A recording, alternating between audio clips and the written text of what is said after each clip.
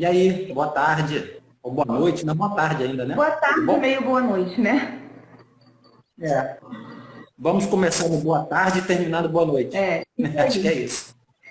Pessoal, que bom que vocês Tudo estão bom? aí. Como Vamos está? começar aqui a nossa live, da sequência aí, as teorias que o Thiago já lançou lá no Instagram dele. Hoje a gente vai desmistificar algumas coisas em relação à dieta cetogênica e metabolismo dela, né? Quer começar, Thiago? Vamos sim. Apresentando? Falando de você? Podemos conversar, fica à vontade.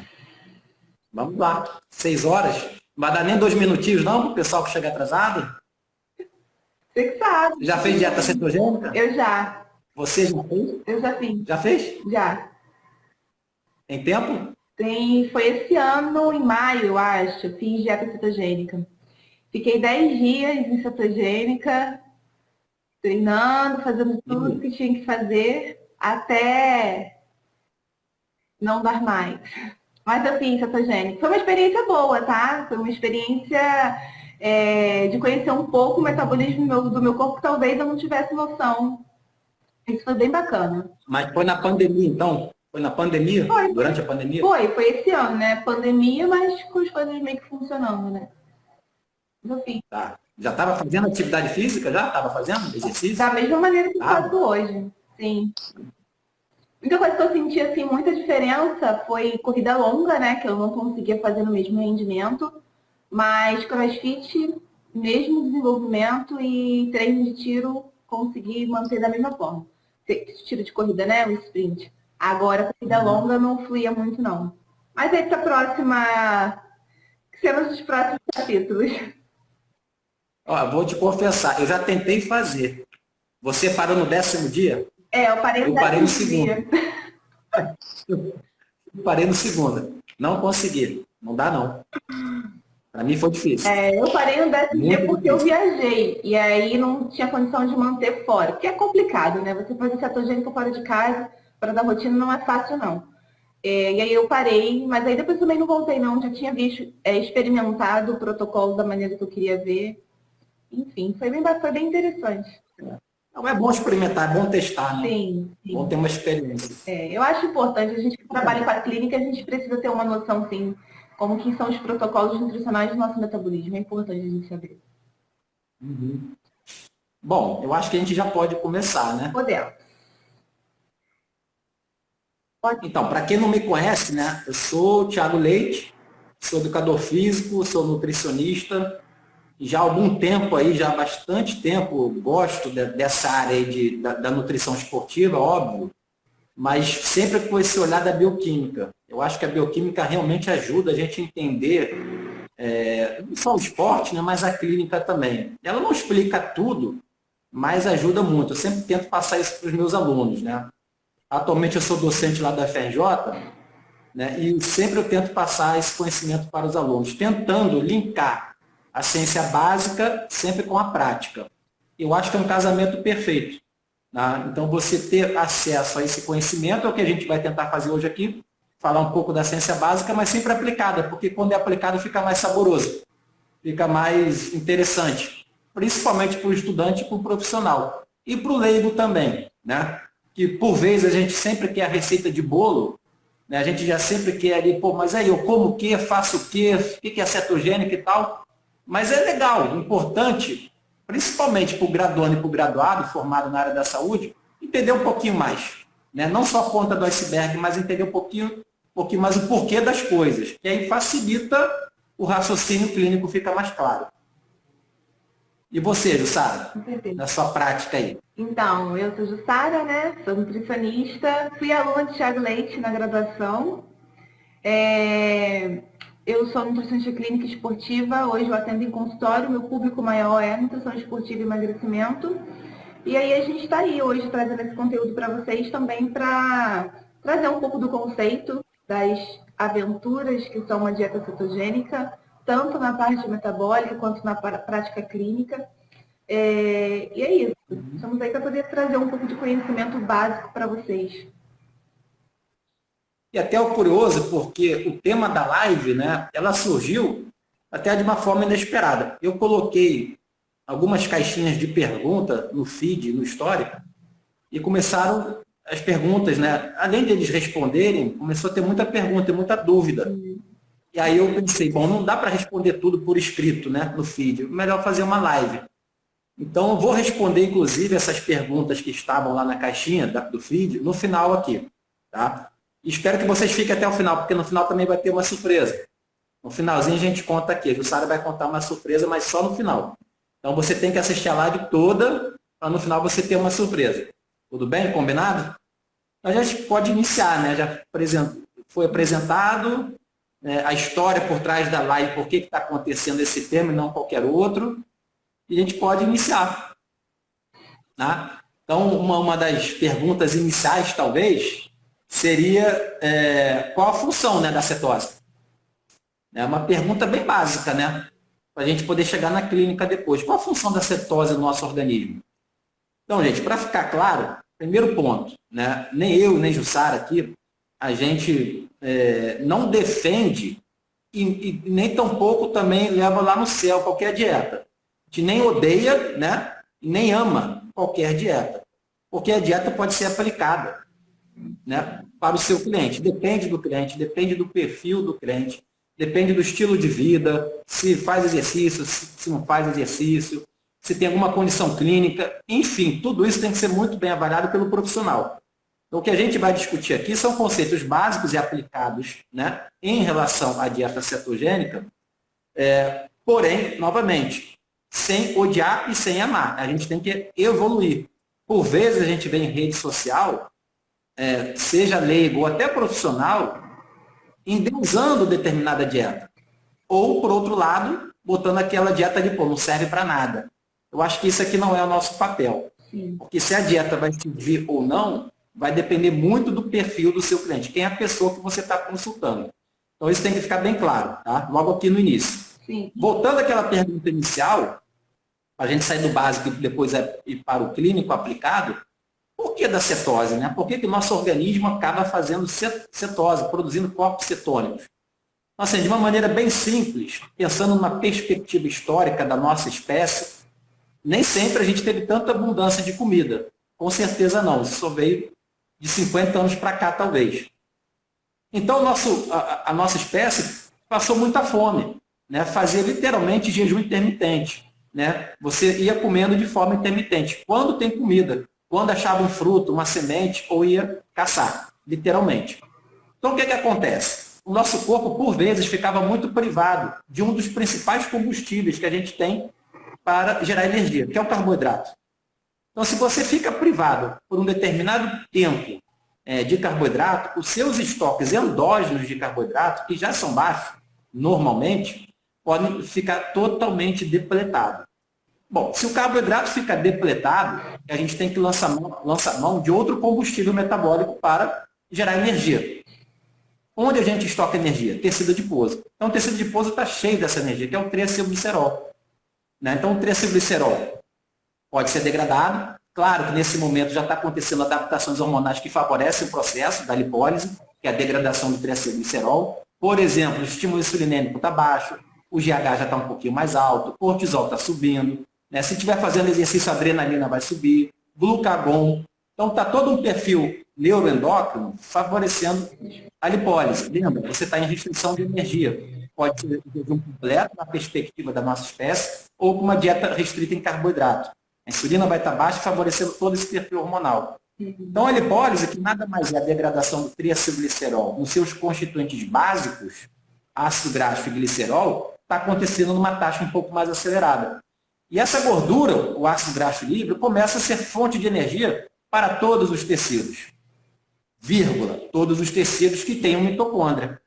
Então, o tecido, célula que não tem mitocôndria, para quem não conhece, tá? Mitocôndria é uma organela dentro da célula e capaz de, entre aspas, aí, queimar a gordura, queimar o lipídio.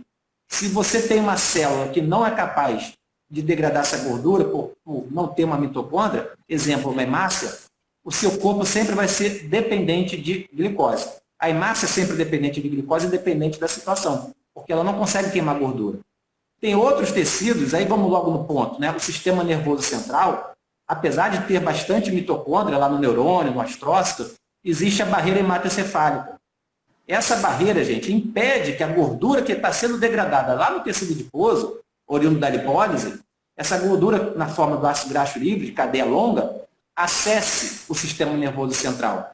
Aí complicou um pouco, porque o sistema nervoso central de um adulto consome mais ou menos 140, 150 gramas de carboidrato todo dia.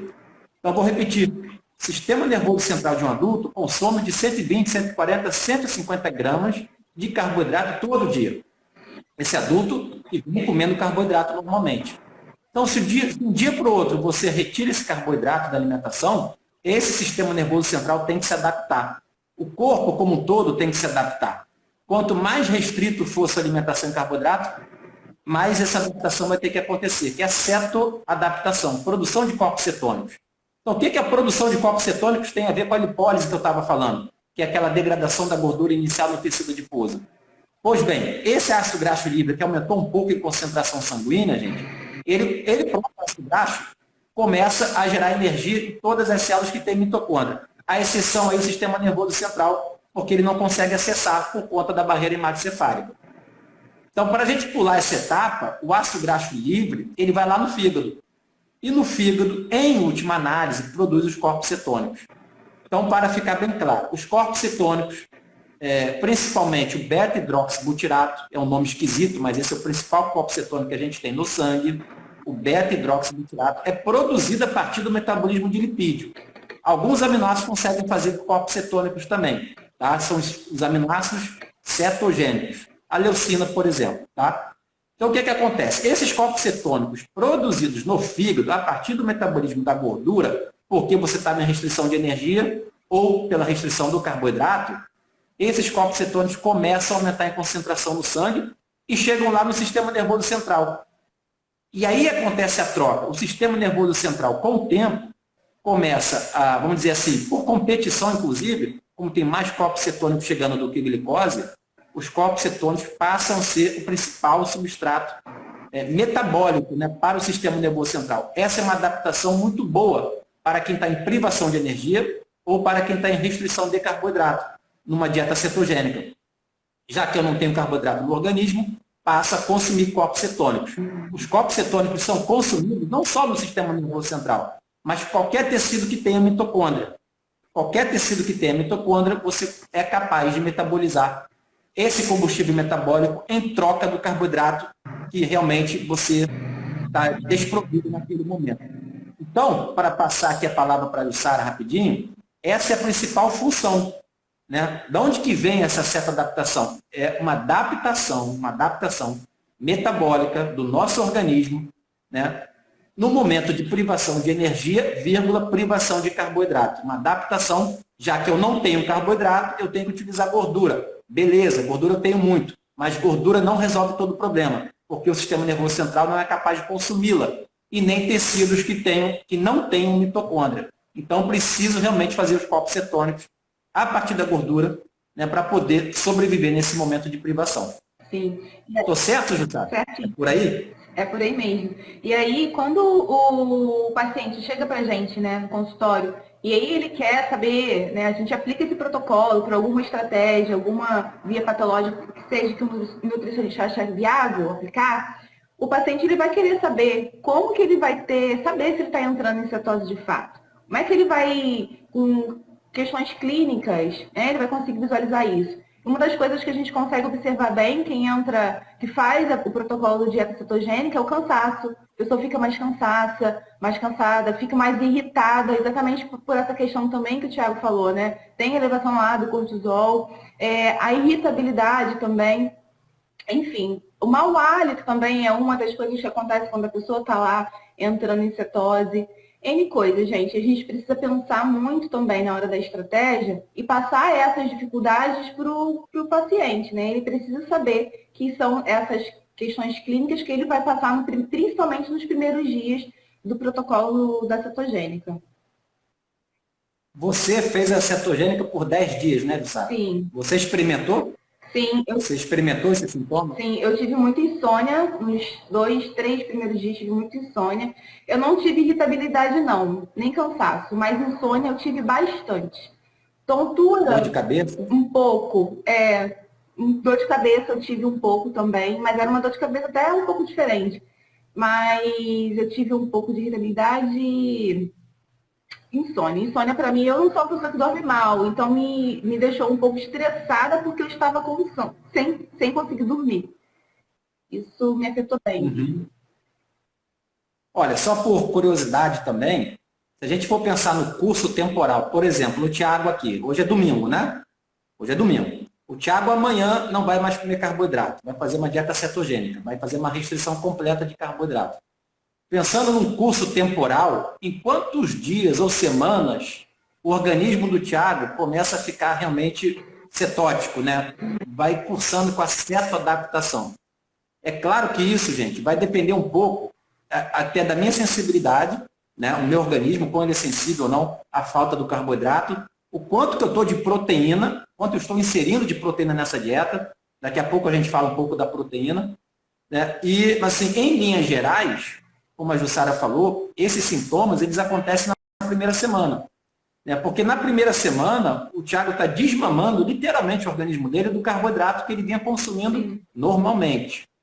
Então, o sistema nervoso central sente, opa, não está mais chegando glicose. Entre aspas, né, não está chegando glicose, porque está chegando glicose, mas em menor quantidade. Menor. Né? O trato gastrointestinal não está mais absorvendo tal da glicose. Então, na primeira semana, você pode sentir esse cansaço, essa insônia, irritabilidade, dor. Esses sintomas são uma particularidade. Pode variar de pessoa para pessoa. Se está fazendo exercício físico ou não, pode piorar, enfim. Mas, a priori, tem uma grande pesquisadora no tema, inclusive na vertente aí para o Endurance, que é a Louise Burr. Ela comenta no trabalho dela desse ano, 2021, que essa cetoadaptação realmente ela acontece logo na primeira semana. Em relação, vamos colocar aqui a oxidação da gordura, a tal da queima da gordura, né, para ficar mais claro para todo mundo. Então, essa queima da gordura que fica otimizada, e de fato fica, óbvio, porque não tem carboidrato, tem que queimar outro combustível, que é a gordura, né, na primeira semana já acontece. Os corpos cetônicos começam a elevar no segundo dia já. Segundo dia de uma dieta cetogênica, começa a subir os corpos cetônicos, bem devagarzinho. Começa a subir no terceiro, no quarto dia, no quinto vai subindo, e lá para o sétimo dia, oitavo, 10º dia que seja, ele dá uma estabilizada. Tá? E aí esses corpos cetônicos podem chegar a 5 milimol, 6 milimol, 7, talvez no máximo aí a 8 milimol numa dieta cetogênica. Está longe de ser patológico. Tá? Então, por exemplo, diabetes mellitus tipo 1, né, aquele indivíduo não tratado, que tem DM1, não tem insulina, esse indivíduo produz tanto corpos cetônicos que pode chegar a 20, 25, 30 milimol no sangue. Isso é muita coisa. Aí é uma cetose patológica. Tem que tratar, patológico. Porque os corpos cetônicos não são cetonas. Como o nome sugere, corpos cetônicos são cetonas. Não, eles são ácidos. Então, no diabetes mellitus tipo não tratado, os corpos cetônicos aumentam em tal grau na corrente sanguínea que, por ser ácido, ele acidifica o meio. O pH começa a cair. Isso dá um monte de problema. Já na dieta cetogênica é dita que é uma cetose fisiológica. Fisiológica. Não vai chegar a 20, 30 milimols de corpos cetônicos. No máximo, 7 a 8. E o curioso e interessante é que o próprio corpo cetônico elevado limita a produção dele. Vou falar de novo. Numa dieta cetogênica, os corpos cetônicos elevam. Ok. Vai até 7 a 8 milimol no sangue. Não passa disso. Por quê? Porque ele próprio, corpos cetônicos, limita a sua produção endógena. Como, Thiago? Vou te explicar. Nessa concentração, ele estimula a insulina. Olha que interessante. Ele próprio estimula a insulina. Isso, inclusive, está no livro que eu indico aqui, ó, Entendendo a Gordura, do Rui Cury, pesquisador fera, lá de São Paulo. Entendendo a Gordura. Rui Cury, você vai ver essa informação nesse livro. Então, os corpos cetônicos aumentando um pouquinho a insulina, não é muito, tá, gente? Mas é um pouquinho.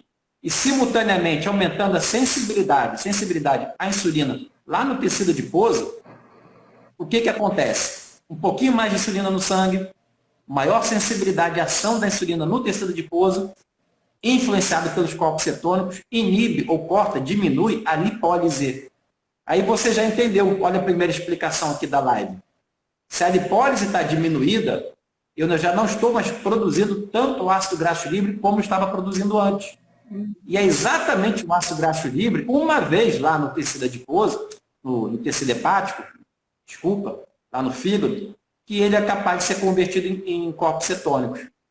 Então, se eu tenho uma taxa de lipólise menor em função dos corpos cetônicos, porque eles estimularam mais a insulina e aumentaram a sensibilidade à insulina no tecido adiposo, em última análise, há uma produção menor de corpos cetônicos, que é equilibrada com o consumo pelos tecidos. Então, a concentração no sangue fica equilibrada, porque a concentração de qualquer coisa é um fluxo entre o que entra e o que sai. O que entra está equilibrado. Você acabou de entender. A produção de corpos cetônicos é limitada por ele próprio. E o consumo também está equilibrado porque os tecidos estão consumindo. Então, ele fica na casa de 7, 8 milimolar. Muito diferente do diabetes mellitus tipo 1, que não tem esse controle. A lipólise realmente é muito acelerada por conta da falta crônica da insulina. Falta crônica da insulina. Tem que tratar. Então, tem a cetose fisiológica, a cetose patológica. E o curso temporal é esse. Para a queima da gordura, na primeira semana já acontece mais. Mas, dado importante da literatura, para o seu sistema nervoso central identificar e preferir corpos cetônicos em detrimento da glicose, lá no sistema nervoso central, lá no seu cérebro, por exemplo, esse curso temporal é muito maior, em torno de 3 semanas. 3 semanas para o seu sistema nervoso central começar a dar preferência aos corpos cetônicos em detrimento da glicose. 3 semanas de certa adaptação. Antes disso, aparentemente, não. Claro, seu sistema nervoso central já vem consumindo cada vez mais os corpos cetônicos, mas para trocar, se preferência à glicose, só com 3 semanas. A partir de 3 semanas. Essa informação você também encontra no livro do Entendendo a Gordura, do pesquisador Rui Cury. Quem quiser depois também tem artigos nessa linha, a gente pode passar.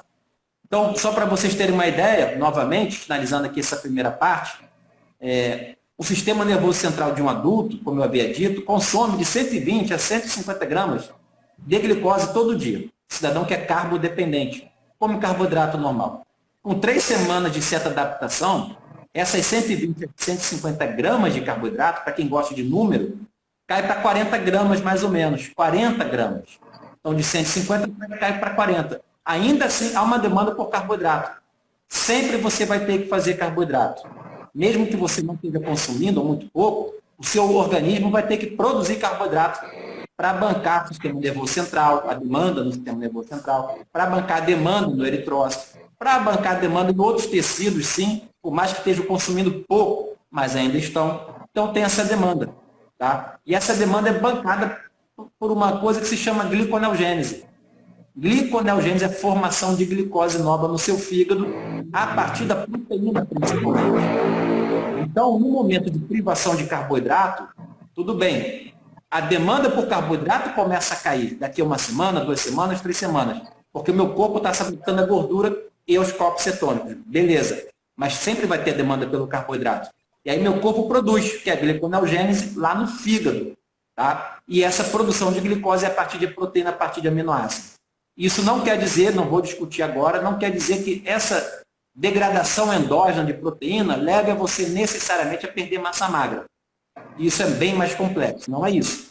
Mas alguma proteína pode estar sendo degradada para formar glicose no fígado, pela gliconeogênese, para a manutenção, né, homeostase do seu organismo, por exemplo, bancando as 40 gramas de carboidrato, que mesmo com 3, 4 semanas de cetose, o seu sistema nervoso central está demandando para bancar a glicose da sua massa e outros tecidos também. Não é isso, Jussara? É isso. Tem uma pergunta aqui, Tiago, que pergunta assim: Tiago, o custo para o fígado produzir glicose em déficit de carboidrato é um custo de energia considerável? Acho que você pode pegar esse vídeo. Olha, quem perguntou? Quem perguntou? Deixa eu ver. André?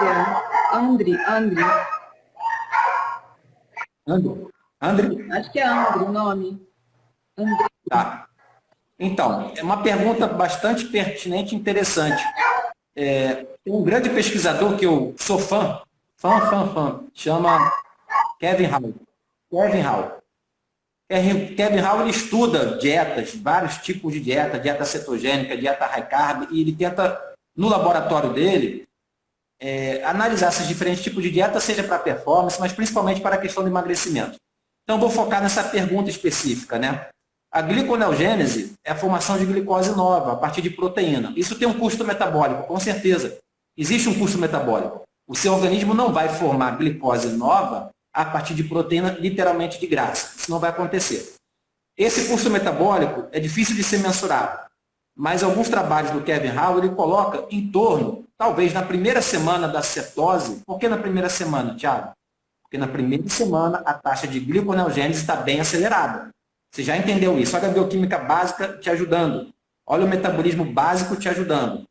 Então, na primeira semana de privação de carboidrato, para uma pessoa que era carbodependente, a taxa de gliconeogênese está muito acelerada. Muito em função, inclusive, do cortisol que o Jussara estava colocando. O cortisol é o principal hormônio que estimula a gliconeogênese hepática. Pode aumentar em até 10 vezes a expressão das enzimas da gliconeogênese do seu fígado, segundo o livro lá do Guyton, ou Guyton, né? Tratado de Fisiologia Humana. Aumenta em até 10 vezes.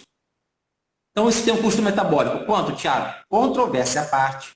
100 calorias por dia, 150, estourando talvez 200, dependendo do tamanho do sujeito e qual é a demanda do carboidrato. Né? Se estiver fazendo exercício físico, por exemplo, vai ter que fazer mais carboidrato, mais gliconeogênese. Mas vamos colocar as 100 calorias, talvez, por dia, nessa primeira semana, onde a taxa de gliconeogênese está bem acelerada. Isso, de certa forma, pode ser até uma vantagem para quem está querendo emagrecer. Em algum grau. Pequeno grau, tá, gente? É pequeno. Emagrecimento é tão complexo, é multifatorial. Mas isso seria uma questão de chamado ineficiência metabólica. Ineficiência metabólica. É uma via metabólica que é ineficiente. Qual via, Thiago? Gliconeogênese. Formação de glicose nova a partir principalmente de proteína tem um custo metabólico, gasta caloria. Então, isso é ineficiente. Para manter a glicemia, seria muito mais fácil comer carboidrato. Mas eu não estou comendo carboidrato, o sistol está muito reduzido. É uma dieta cetogênica. Então, o meu corpo tem que fazer a gliconeogênese, como vocês já entenderam. Então, o que acontece? Essa ineficiência metabólica tem um custo metabólico de 100, 150 calorias, que poderia ser um plus pequeno para uma dieta restrita em carboidrato. Tá? Isso é uma discussão ampla, mas só para vocês terem essa noção. Uma dieta que restringe carboidrato, não digo nem chegar a cetose especificamente, mas que restringe um pouco o carboidrato e aumente um pouco a proteína, poderia estar aumentando essa gliconeogênese, uma via metabólica ineficiente, né? E isso aumentar o gasto energético total diário em torno de 100 calorias. Que é pouco, mas seria um plus. Não é divisor de água. Ainda não entrei aqui na clínica, né? A gente pode discutir muita coisa. Isso não é necessariamente um divisor de água, mas pode ser um plus. Você pode pensar como um plus metabólico, um bioquímico, 100 calorias a mais por dia para fazer gliconeogênese. Quando você vai ficando ceto-adaptado, essa gliconeogênese tende a diminuir, porque a sua demanda por glicose começa a cair. Seu corpo está mais adaptado a corpos cetônicos e gordura. Então, a demanda por glicose começa a cair, a taxa de gliconeogênese também dá uma diminuída, preservando até mais a massa magra, preservando a proteína. E você já entendeu que a gliconeogênese é um sinônimo quase de perda um pouco de proteína. É pouco, tá, gente? Não é que você vai perder massa magra, vai ficar fraco. Não é isso. Tá? Isso é uma história mais ampla. Para perder massa magra, você tem que estar numa dieta muito restrita em caloria. E principalmente não fazendo treinamento de força, ainda está com uma dieta hipoproteica. Dieta hipoproteica, sem treinamento de força e uma dieta muito restrita em energia, até independente da composição, né, sendo hipoproteica, caramba, você vai perder massa magra. Mas achar que 100 gramas de proteína, porque a taxa de gliconeogênese, na primeira semana, você está consumindo do teu corpo mais ou menos 100 gramas de proteína. Que pode vir do seu organismo, endógeno, ou pode vir da proteína da dieta, tá? Não necessariamente você tem que degradar proteína do corpo, do organismo, do músculo, para bancar a gliconeogênese para formar glicose. Pode ser proteína da dieta, da carne, do ovo, do suplemento, pode ser dali também. Então, não necessariamente você perde massa magra. Mas a conversão da proteína em glicose pode te dar um plus metabólico de 100 calorias, mais ou menos, segundo alguns trabalhos do Kevin Hall, e você está aí convertendo, então, esse aminoácido em glicose. Nem todos os aminoácidos viram glicose. Tem que ser um aminoácido glicogênico. Os cetogênicos puros não conseguem formar glicose. Mas a maioria forma. 90% forma. Dos 20, que nosso genoma consegue codificar, 2 não formam glicose. São os cetogênicos puros. Os outros 18 ou 90% são capazes de formar glicose. Conseguiu responder? Acredito que sim. Ândigo, se você ficar com alguma dúvida, você manda aí pra gente, tá? Que a gente vai esclarecendo aqui. Bom, Tiago. Sara, deixa eu te perguntar uma coisa. Sim. Que me veio à cabeça aqui. Os seus clientes devem vir com muita dúvida. Qual a diferença de uma dieta low carb para cetogênica? Sim. Toda cetogênica é low carb ou toda low carb é cetogênica? Está meio confuso. Não, na verdade não, né? Tem sim muita essa dúvida e às vezes as pessoas até chegam falando, estou fazendo cetogênica e na verdade não tá fazendo low carb. Para a gente caracterizar uma dieta low carb ou uma dieta cetogênica, a gente vai diferenciá-las pela quantidade de macronutrientes. E o carboidrato é uma delas, eu diria que é a principal. Quando a gente fala que a pessoa está em cetogênica, ela vai estar uma adequação no máximo até 50 gramas de carboidrato. Quando a gente fala de low carb, não. Pode ir até 130, 150 gramas. Então, se ele estiver ali no protocolo achando que está fazendo cetogênica e tiver em 60, 65 gramas de carboidrato, ele está em low carb, ele não está fazendo cetogênica, não está fazendo um protocolo cetogênico. Então, além das outras adequações de macronutrientes, proteína e a gordura, o carboidrato difere bastante a dieta cetogênica de low carb. Então, low carb até 50 gramas de carboidrato e low carb até 150. Basicamente isso. E a gente tem que explicar isso para o paciente também entender, né? Porque às vezes, até na conduta dele em casa, faltou algum alimento, vou substituir por outro. E aí isso dificulta também. Se a gente está ali num protocolo de cetogênica querendo entrar em alguma adaptação, se ele faz essa troca por livre espontânea vontade, ou porque faltou o alimento, ele dá a prescrição, ele pode estar entrando em low carb naquele dia e não, de fato, manter o protocolo de cetogênica. Então, deixa eu te perguntar, se eu comer 2 bananas, já estou quase estourando o meu quantitativo de carboidrato numa cetogênica por dia? Praticamente você já estourou. Não é difícil. É difícil. Não A dieta cetogênica quase não tem quantitativo de fruta. Quase não tem fruta na prescrição dela, né? Porque o teor de carboidrato é mais elevado. Então, se você vai contabilizar a sua refeição do dia comendo uma banana, você não vai comer mais nada. Vai comer folha, vai contabilizar ali a proteína, não vai ter mais fonte de carboidrato. Então, o ideal é que o nutricionista ele faça a adequação dessa quantidade mínima, pequena que tem de carboidrato, fracionando isso ao longo das refeições que ele for estipular. E não dar uma única refeição. E a banana não entra como alimento ali da cetogênica. Deixa eu te perguntar uma coisa. Abacate pode? Abacate? Abacate pode. Por alto teor de gordura, coco pode. Pelo alto teor de gordura. Coco pode. Se eu for assim por kiwi, morango, framboesa, o morango, dá para comer um pouquinho também. O morango, os protocolos que eu faço, às vezes eu boto morango sim. Porque a quantidade de teor de calorias e de carboidrato é bem baixo. É incomparável assim com a banana, bem baixo. Então dá. Então, às vezes, até para poder fazer modificação da própria salada, na prescrição, bota-se um morango para dar uma diferenciada no sabor. Porque o mais difícil também da gente fazer a pessoa ter adesão ao protocolo de cetogênica é deixar aquela comida gostosa. Por mais que tenha muita gordura que dá sabor, né, as outras coisas não têm muita graça, né, quando está fazendo ali a adaptação do protocolo. Então, o nosso desafio também é deixar aquilo muito atraente para que a pessoa ela consiga realmente ter adesão ao protocolo. Né? E a gente não quer que ele fique ali 3 dias, 2 dias, né, Thiago? 2 dias só na dieta e não conseguir seguir o protocolo, né? A gente quer realmente, quando tem a necessidade de introduzir esse protocolo, essa estratégia, que ele consiga seguir o percurso até o final. Então, mas normalmente as pessoas chegam aí e acham que dieta cetogênica é comer carne, ovo, ovo e ovo. É carne com ovo e ovo com carne, é churrascaria. Sim, gordura saturada. Isso é uma dieta saudável? Não. Seria uma dieta saudável? Só carne. Posso fazer cetogênica de uma outra forma, que não seja animal-based? Uma plant-based, por exemplo? É possível?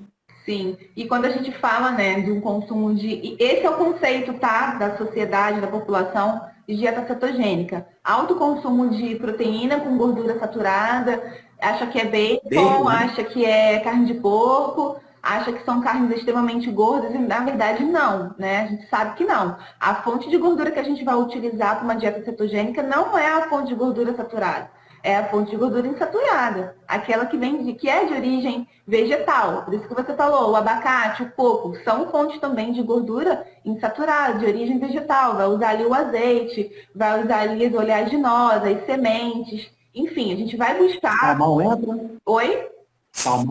Salmão pode entrar? Entra também. Salmão? Entra. Pode entrar, né? Sim, mesmo ele não sendo de origem animal, né? Mas ali tem uma diferença ali na composição de gordura dele, né? Que a gente pode falar em outro momento também. Mas ele entra. Não é que que não vai entrar carne de porco, ela vai poder entrar, mas não vai ser em livre demanda, sabe? A gente vai quantificar isso, vai diversificar isso no protocolo da alimentação desse paciente. Não vai ser a prioridade. A prioridade vai ser as outras fontes de gordura e não gordura saturada. E também adequar essas proteínas. Não precisa ser somente as proteínas de origem animal. São as melhores, mais absorvidas, pode dar mais saciedade? Ok, mas a gente tem outras fontes também que a gente pode ali associar, né? Na alimentação. Bom, e por falar em proteína, uma questão que sempre se pergunta é se a proteína corta a cetose. Não sei se você já foi perguntado em relação a isso. Porque a proteína, de fato, estimula a insulina. E ao estimular a insulina, poderia cortar a lipólise. E cortando a lipólise, a gente já entendeu que vai cortar a produção dos corpos cetônicos.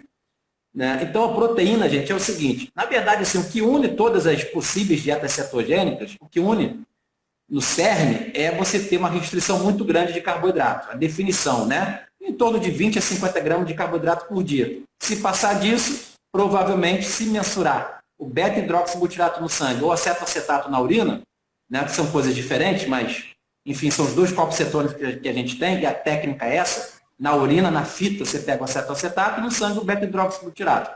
Então, se você mensurar e estiver elevado, você está em cetose. Então, a proteína, normalmente, porque o que acontece? Imagina que você tem 1.000 calorias para dividir ao longo do seu dia. 1.000. Na dieta cetogênica clássica, 60%, 70%, até 80%, quem sabe até 90% era de lipídio. Então, sobra poucas calorias para o carboidrato e para a proteína. Mas no carboidrato, na verdade, está quase zerado. Então, o restante é proteína. E aí, se você começar a fazer algumas contas, é o que tem também na literatura, está lá na Sociedade Internacional de Nutrição Esportiva, também tem lá. Tem um posicionamento específico de composição corporal dessa sociedade. Tem bastante literatura no tema. A proteína acaba ficando em torno de 1,2, 1,4, quem sabe até 1,5 gramas de proteína por quilograma de peso. 1,2 a 1,5 gramas de proteína por quilograma de peso. Então, você pega o total de energia que o nutricionista estipulou ao longo do dia. 60% a 70% é gordura. Sobra 30%. Do chamado VET, né, valor energético total, 30%. Só que 50 gramas só são carboidrato, 30 gramas, isso dá 100 calorias, 150 calorias, é pouco, o restante é proteína. Então, esse total de proteína em gramas, se você multiplicar por 4, está o total de calorias dela. Se você dividir isso pelo peso do sujeito, vai dar mais ou menos isso, 1,2, 1,5 gramas de proteína quilograma peso. E até essa quantidade, 1,2, 1,4, 1,5, já é dita uma dieta hiperproteica, tá, gente? Por definição. Dieta hiperproteica é uma dieta acima da recomendação da RDA, que é de 0,8 a 1 grama de proteína quilograma peso. Então, por definição, uma dieta com 1,2 a 1,5 é hiperproteica. Existem as super hiperproteicas. Tem esse nome mesmo. Super hiperproteicas. São com 3, 3,5, 4 gramas de proteína quilograma peso. Essa eu não indicaria na grande maioria das situações.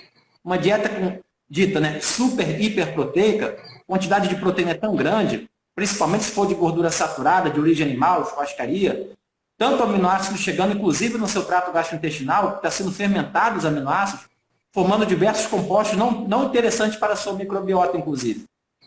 Né? Então, esse é um outro tema que a gente pode explorar melhor em outro momento.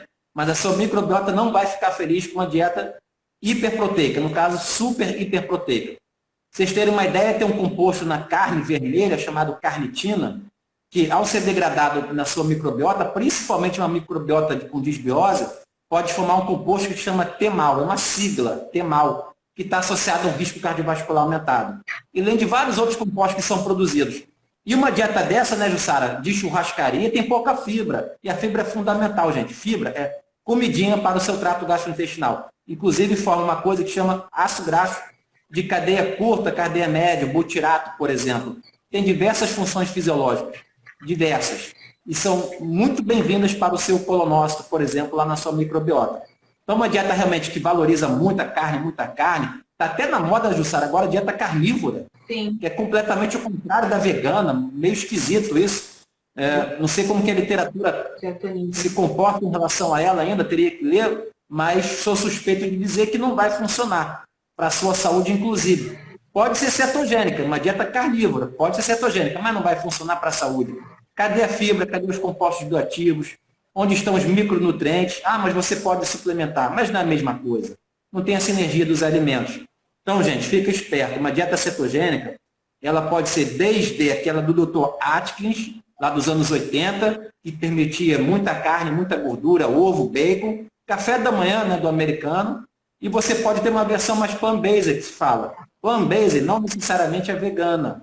Ela permite, né, dentro de uma flexibilidade, consumir carne eventual. Mas é cheio de compostos bioativos, cheio de micronutrientes, que sua microbiota vai ficar feliz, não só a sua microbiota, mas o organismo como um todo. Você pode comer muita salada, frutas algumas são permitidas, se quiser que seja cetogênica, algumas frutas são permitidas ainda. Você não vai poder comer assim muita quantidade, realmente é banana, é batata, seja inglesa, batata doce, não vai dar aipim, aí vai complicar porque tem muito amido. Não é, Jussara? Isso. Uma tapioca, talvez, uma mandioca, vai ficar mais complicado, vai ser reduzido se você quiser cetose mesmo. O que cabe é discutir para quem, né? Cetose para quem? É estilo de vida? Ou é pontual?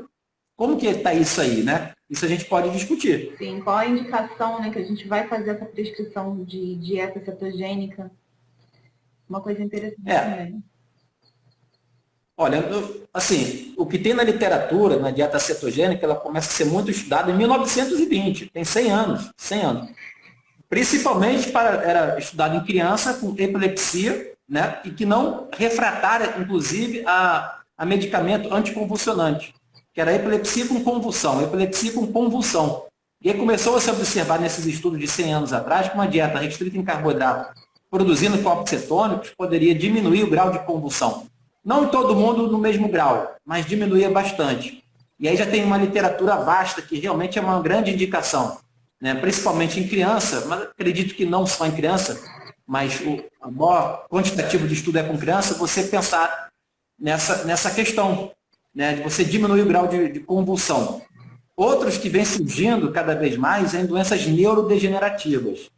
Doenças neurodegenerativas, Alzheimer, Parkinson, algum grau de autismo também parece que vem surgindo cada vez mais evidências que os corpos cetônicos, poderiam, de alguma forma de sinalização celular nesse neurônio, nesse astrócito, que em algum grau está até com o metabolismo do carboidrato prejudicado, né? E você dá um outro combustível metabólico para esse sistema nervoso central que está com o metabolismo do carboidrato prejudicado, poderia favorecer esse metabolismo, poderia favorecer de alguma forma a biogênese de mitocôndria. Lembra da mitocôndria, aquela organela fundamental para queimar gordura, não só gordura, carboidrato também. Uma mitocôndria desregulada gera um estresse oxidativo muito maior. Então, corpos cetônicos em modelos experimentais, com camundongo, com rato, em célula, onde tem mais evidência, ele consegue diminuir o que a gente chama de inflamossomo. Tá? Inflamossomo é uma organela que induz inflamação. E os corpos cetônicos, nesses modelos experimentais, diminuem o grau de inflamação. Então é interessante, porque doenças neurodegenerativas têm uma inflamação por trás. Obesidade é um inflamado crônico. Então, se o corpo cetônico, além de combustível metabólico, servir como um potencial anti-inflamatório, potencial antioxidante, realmente pode ser interessante. E uma coisa que dá para falar, talvez em outro momento, até por questões de tempo, existem hoje as suplementações de corpos cetônicos na forma de pó, líquido, éster de corpos cetônicos. Não necessariamente é uma dieta cetogênica, porque são coisas bem diferentes. Uma dieta cetogênica você induz a cetose em 3, 4 semanas, né, para os corpos cetônicos começarem a subir em quantidade. Tudo bem, eles sobem rápido na primeira semana, mas para o sistema nervoso central começar a perceber e trocar como combustível metabólico, como eu já citei, 3, 4 semanas. Numa suplementação aguda, em horas, os corpos cetônicos já estão elevados. E a suplementação de corpos cetônicos, os corpos cetônicos podem ficar elevados mesmo na presença do carboidrato, mesmo numa presença rica, uma dieta rica em carboidrato. Né? Então, pode ser coadjuvante no tratamento de uma pessoa com epilepsia, com convulsão, né? Doenças de erro inato do metabolismo de carboidrato. Tem pessoas que têm erro inato do metabolismo de carboidrato. Eles não se dão bem com carboidrato. É até caso da epilepsia de convulsão. Existe uma síndrome de deficiência do GLUT1. GLUT é um transportador de glicose. Um dos transportadores lá do sistema nervoso central e da barreira hematoencefálica. Então, o corpo cetônico não chega no sistema nervoso central. Aliás, o carboidrato não chega com eficiência no sistema nervoso central, por não ter transportador. É uma deficiência, um erro metabólico inato do metabolismo de carboidrato. Então, os corpos cetônicos ajudam nisso também. Então, você imagina uma criança que tem epilepsia e convulsão, tem que fazer uma dieta cetogênica e não consegue fazer. Não consegue fazer, pelo menos, na plenitude. Os corpos cetônicos não se elevam tanto na corrente sanguínea. Talvez uma suplementação de corpos cetônicos aí, na forma de éster, possa ser uma vantagem. Talvez no Alzheimer, no Parkinson também. Tem alguns trabalhos com humanos, né, bem conduzidos, inclusive, mostrando alguma melhora nessas doenças neurodegenerativas, na cognição, na memória, no Parkinson, no controle motor. Não é que vai melhorar, tá, gente? Não vai curar, não. Mas talvez dar um pouquinho mais de qualidade de vida. São evidências que estão surgindo cada vez mais. Alguns tumores podem responder. Tumor é um tecido que adora carboidrato. De repente, você privar o carboidrato da dieta, em algumas situações, possa dar uma melhorada. Não todos, porque tumor é muito complexo. E por mais que você não coma o carboidrato que ele tanto gosta, o seu corpo pode produzir carboidrato para ele, infelizmente, pela gliconeogênese, né?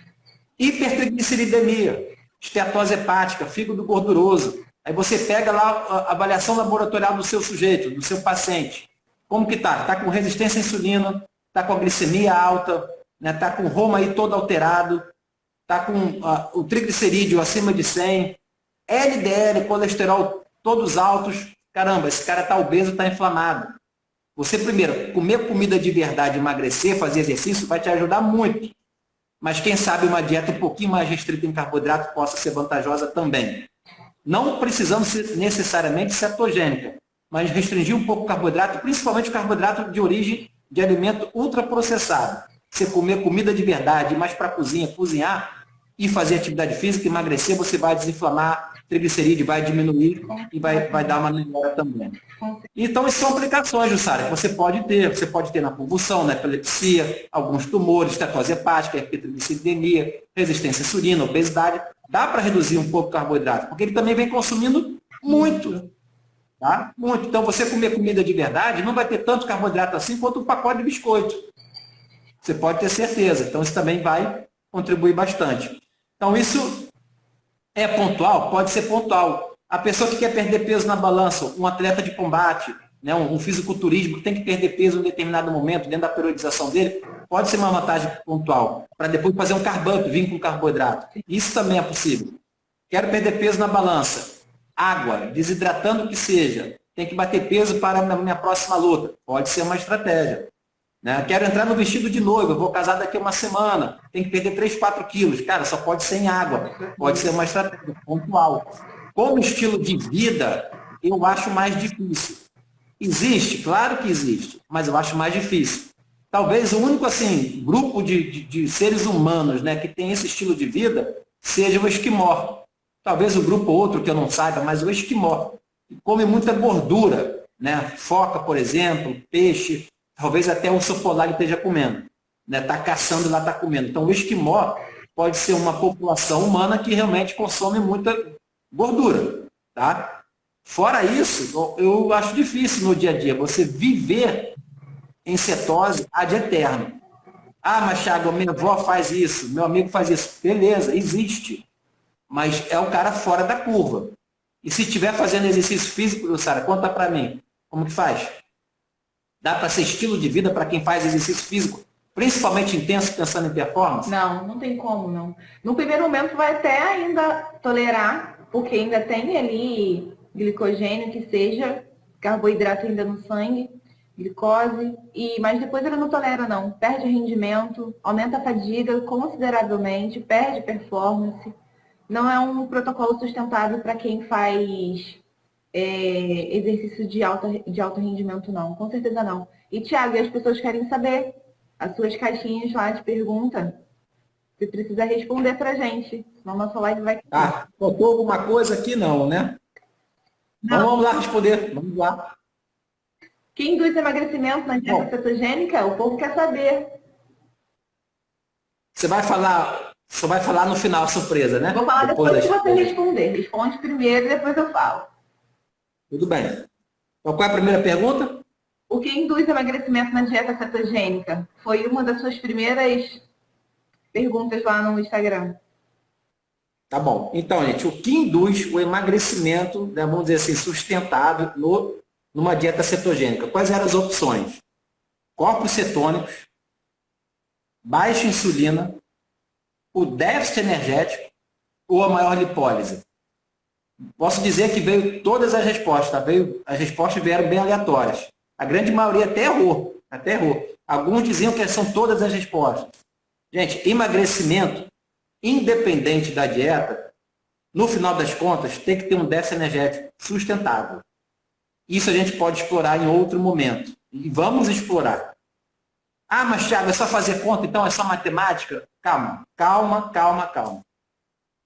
Mas se você está fazendo o filme do sujeito, ele está emagrecendo, eu não sei se ele está fazendo exercício físico, eu não sei se ele está fazendo dieta com a nutricionista, eu não sei se ele está fazendo dieta com o Google, eu não sei. Mas se eu estou vendo o filme dele e os meses estão passando, ele está perdendo peso, massa corporal, seja massa magra, seja massa gorda, mas ele perdeu 10 quilos, 15 quilos, 20 quilos, eu só sei de uma coisa, uma única coisa. Está tendo déficit energético. Só sei disso. O que ele está comendo eu não faço ideia. É isso. Tira a foto antes e depois. Perdeu muito peso, déficit energético teve. Assumindo que não foi só água, né?